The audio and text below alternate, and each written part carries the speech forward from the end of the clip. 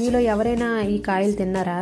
So ఇది పల్లెటూరులో చాలా రేరుగా పండుతాయండి, చాలా బాగుంటాయి టేస్ట్ అయితే. దీన్ని కందికాయలు అంటారు. ఇంకా మాకైతే పక్కన మా అత్తయ్య వాళ్ళైతే పండిస్తున్నారు. సో వాళ్ళకి తెలియకుండా అయితే నేనైతే తీస్తున్నాను కొన్ని ఉడక పెడదామా అని. సో వాళ్ళు ఈ వీడియో కానీ చూస్తున్నట్టుగా తీసిందని తెలిసిపోతుంది. ఈ కందికాయలు చాలా బాగుంటాయండి, టేస్ట్ అయితే హెల్త్కి కూడా చాలా మంచిది, చిన్నపిల్లలకి కానీ పెద్దవాళ్ళకి కానీ. సో దీన్ని అయితే బాగా ఒక్కొక్కరు అయితే పీసెస్ అయితే ఇలా ఉడకబెట్టేయాలి.